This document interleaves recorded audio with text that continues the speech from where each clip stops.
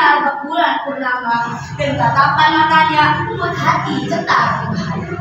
Para hadirin-hadirat yang berbahagia, serta teman-teman sekalian, kebanggaan bangsa dan negara. Puji syukur mari kita panjatkan kepada Allah Subhanahu wa Ta'ala yang Maha Ghafur, yang senantiasa memberikan kita nikmat umur agar kita selalu bersyukur dan bertakabur, hidup jujur dan mengharapkan nikmat hidup. Shalawat dan salam mari kita curahkan kepada baginda Nabi Muhammad Sallallahu Alaihi Wasallam yang telah membawa kita semua dari zaman muter-muter sampai zaman penuh komputer, dari zaman naik onta sampai zaman naik Toyota, dari zaman era Romawi sampai zaman era Bapak Jokowi. Perkenalkan, nama saya Fatir Abdul Rahman dari SDN Indonesia Khusus. Pada kesempatan kali ini, saya akan memberikan pidato berjudul Kisah Keteladanan Nabi Muhammad SAW. Teman-teman, Nabi Muhammad SAW adalah Nabi terakhir yang memiliki sifat dan akhlak-akhlak yang mulia yang patut dicontoh oleh umat Islam di seluruh dunia. Salah satu sifatnya adalah jujur tak bersih. Nah, ada beberapa kisah tentang kejujuran beliau dalam berdagang yang bisa kamu contoh agar mendapatkan keberkahan dan keselamatan.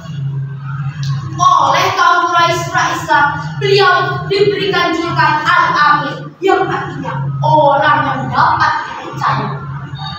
Beliau memulai kejujurannya dari diri sendiri, lalu berdampak kebaikan kepada orang-orang di sekitarnya. Muhammad muda 12 tahun kerap mengikuti pamannya Abu Thalib untuk berdagang. Bahkan kadang-kadang dia berdagang ke negeri-negeri jauh seperti Syam atau Suriah. Dalam sirah Nabawiyah, perdagangan beliau berbeda dengan perdagangan yang lain. Beliau dikenal dengan sangat jujur dan tidak menipu, baik membeli maupun majikan. Beliau juga tidak pernah mengurangi takaran. Bila barang dagangannya cacat, dia akan menunjukkan kecacatan barang tersebut kepada pelanggan.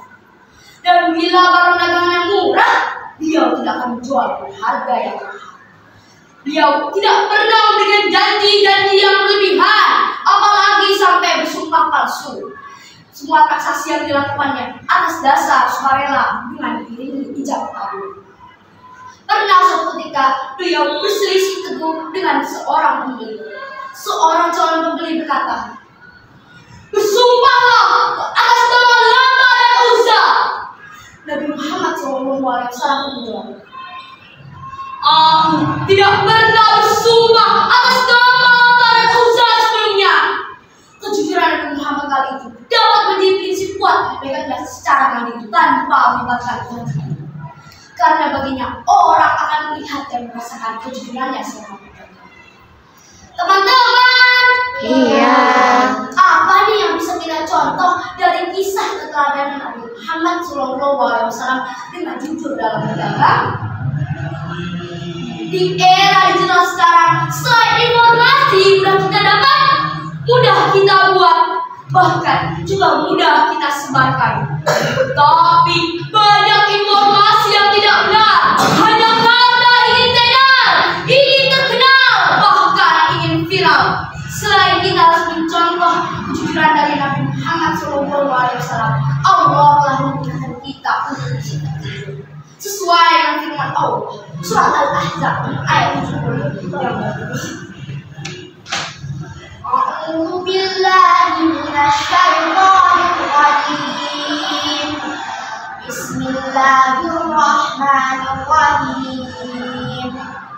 Ya ayyuhalladzina amanu taqullaha wa qulu qawlan sadida, yang artinya, wahai orang-orang beriman, bertakwalah kamu kepada Allah dan ucapkanlah perkataan yang benar. Teman-teman, jika kita melihat televisi akhir-akhir ini, berita sungguh memprihatinkan. Karena banyak pejabat dan pegawai yang sudah digaji tinggi, kekayaan berupa rumah loji dengan garasi mobil bermerek Mercy, robotan serba dari Italia, pakaian serba dari luar negeri, tapi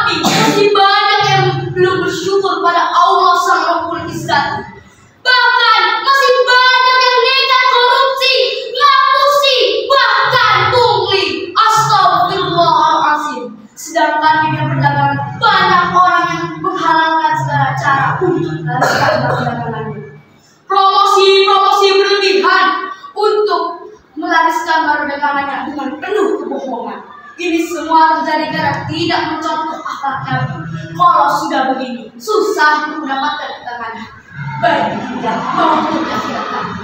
Nabi Muhammad SAW pernah bersabda, tinggalkanlah apa yang dilakukanmu, menuju perkara yang tidak melakukanmu. Sesungguhnya jujur adalah ketenangan, sedangkan dusta adalah keraguan. Hadis riwayat Muslim. Jamaah, oh jamaah. Maka itu, mari kita jujur dari diri sendiri agar negara menjadi makmur dan Allah Subhanahu wa taala akan membalas kita dengan surga sesuai dengan firman Allah surat Al-Maidah